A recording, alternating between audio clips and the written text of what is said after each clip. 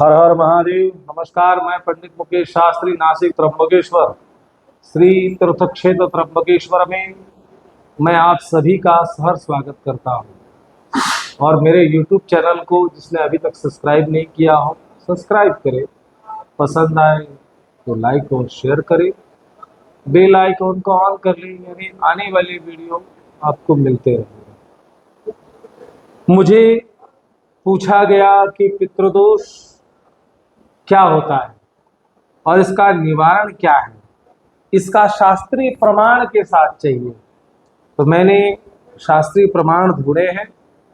जैसे गरुड़ पुराण में इसका उल्लेख है। तिलई कुशश्च विधिवत पितॄणाम तर्पणम कृतम तृप्तिम यान्ति पितरा सर्वे नात्र कार्या विचार। अर्थ इसका होता है, तिल कुश और विधि पूर्वक किया गया तर्पण पितरों की तृप्ति के लिए होता है। अभी जैसे ये लगता कैसा है और इसकी जीवन में कैसे महसूस हो, जानकारी हो। जैसे लगने का कारण ये होता है, कोई पितर असंतुष्ट रह गए हो, समय से पहले उनको जाना पड़ा हो, उनकी गति ना हुई हो, उनकी कुछ तृष्णाएं इच्छाएं अधूरी रह गई हो, या फिर पुत्र से याद करने की अपेक्षा रखता हो। बहुत से लोग श्राद्ध नहीं करते हैं, तर्पण नहीं करते हैं, ब्राह्मण भोजन आदि नहीं कराते हैं। उनके घर पितरों दोष के लक्षण आ सकते हैं। जैसे बरगद पीपल का छेदन किया जाता है, वो भी पितृदोष का लक्षण माना जाता है, दोष है। या जिसकी उत्तर क्रिया सही से ना हुई हो, जैसे उत्तराखंड में आपदा आई थी 2013 में,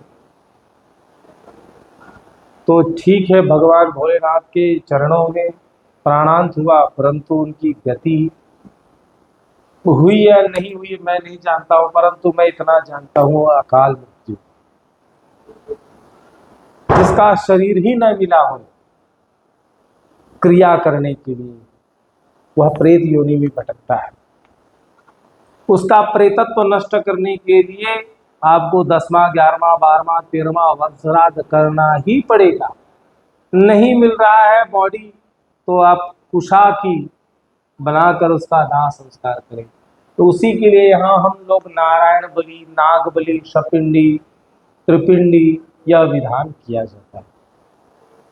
ये दो विधियां मिलाकर एक विधि बोला जाता है। इसका सही नाम है वैसे नारायण नाग बलि बोला जाता है, लेकिन ये नारायण बलि अलग होता है, नाग बलि अलग होता है। नारायण बलि उस प्रेत के लिए होता है जो गया हो, जिसका शरीर ना मिला हो, शरीर नष्ट हो गया हो, उसकी इच्छाएं अधूरी रह गई हो, वह प्रेत योनि में भटक रहा हो, उसका प्रेतत्व नष्ट करने के लिए और उसको मुक्ति दिलाने के लिए नारायण बलि की जाती है। दूसरा नाग बलि, जो पशु पक्षी योनियों में भटक रहा हो। जैसे पहले के जमाने में लोग सोना चांदी घड़े में गाड़कर जमीन में गाड़ देते थे और प्राणांत हो जाता था। कुछ काल बाद किसी को अगर वह घड़ा मिले तो उसको घड़ा खोदने पर उसमें एक सर्प पाया जाता, तो वो सर्प और कोई नहीं है, वो वही व्यक्ति है जिसका यह धन है। वो सर्प के स्वरूप में भटकता रहता है। उस योनि से पशु पक्षी 84 लाख योनियां होती हैं। 84 लाख योनियों में किसी भी योनि में होगा, मनुष्य योनि केवल मिलती है लास्ट में। इसलिए उस योनियों से मुक्ति पाने के लिए नाग बलि की जाती है।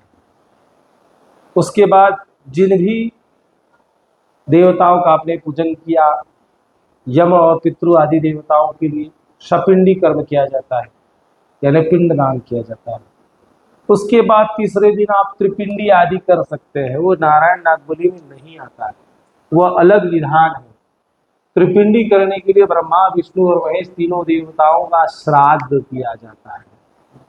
जो सत्व गुण है, जो रजोगुण है, जो तमोगुण है, इसी को सच्चिदानंद कहा जाता है, जो सच्चित आनंद स्वरूप में है।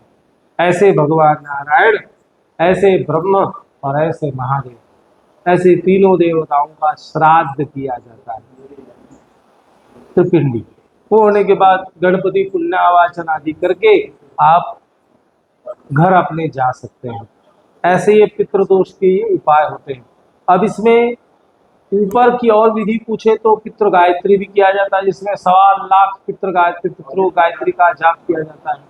और पितृ गायत्री जाप करने के बाद तर्पण, मार्जन, होम, हवन ये सब किया जाता है। ब्राह्मण भोजन आदि कराया जाता है। ब्राह्मण भोजन क्यों कराना चाहिए? क्योंकि जो प्रेतत्व, जो व्यक्ति गया है, उसका प्रेतत्व नष्ट होने के बाद उसको भोजन से संतुष्टि मिलती है, वह ब्राह्मण के स्वरूप में। और वो ब्राह्मण कैसा होना चाहिए? तो जिता जित श्वासो, जित संगो, जितेंद्रिया, आसन जिसका मजबूत हो, संगत जिसकी मजबूत हो, इंद्रियों पे अंकुश होना चाहिए, ज्ञान धैर्यवान होना चाहिए, ज्ञानम शीलम गुणम धर्मम ये सब होना चाहिए। ऐसे ब्राह्मण और भोजन कराने से वह जीव, जिस जीव के लिए आप परेशान हैं, या जो अभी आपके घर में भटक रहा है, वो जो आपके योनियों में भटक रहा है, जिसकी मुक्ति नहीं हुई है। कहीं बहुत से लोगों का पूछना हुआ, पंडित जी 84 लाख में नाम बताइए। बहुत सारी योनियां, परंतु जाने के 4 ही मार्ग हैं। अंडज, पिंडज, उदभिज, श्वेतज। अंडज जिसका जन्म अंडे से होता है, मुर्गी है, पक्षी है, ऐसे जो होते हैं। पिंडज जिसका पिंड तैयार होता है, जैसे इंसान, जानवर का पिंड तैयार होता है।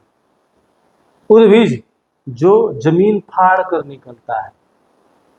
पेड़ पौधे जो आप लगाते हैं, बीज तो आलू है या जो भी साग सब्जी, जमीन फाड़ कर निकलती है। श्वेतज, श्वेतज वो होता है जो गंदगी से, मैल से उत्पन्न होता है। मच्छर है, खटमल है, ये सब आदि। ऐसे में बहुत सारी योनियां हैं, किसी भी योनि में हो वो भटकता रहता हो। तो ये पहचाने कैसे कि घर में लगा है पितृदोष? तो जिस घर में पितृदोष लगा रहता है उस घर में अशांतता रहती है, रोग से ग्रसित रहते हैं, प्रमोशन नहीं होता है, धन आता है इधर से चला जाता है, और पुत्रहीन रहता है। लड़का लड़की में भेद नहीं कर रहा हूं, लेकिन सत्यता सत्यता है, उसको स्वीकार करना पड़ेगा। पूर्ण नामक नरका त्रायते तस्नाम पुत्रा। पूर्ण नामक नरक होता है जिससे तारने के लिए पुत्र की आवश्यकता होती है। और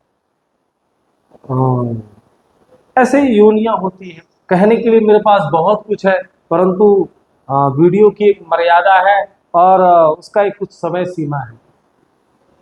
इसलिए अगर कोई व्यक्तिगत प्रश्न हो तो आप मुझसे पूछ सकते हैं, मेरे YouTube चैनल पे पूछ सकते हैं। ये 3 दिन का विधान होता है नारायण नागबली का। जो डेट रहती है पंचक को छोड़कर, पंचक में नहीं होता है, जो डेट रहती है किसी को ग्रुप में को करते हैं, इसकी नहीं है परिस्थिति सेपरेट करने की, उसको समथिंग 11-1 हज़ार रुपया खर्चा आता है रहने खाने के साथ, और सेपरेट में करने जाएंगे तो दुगना खर्च लग जाता है।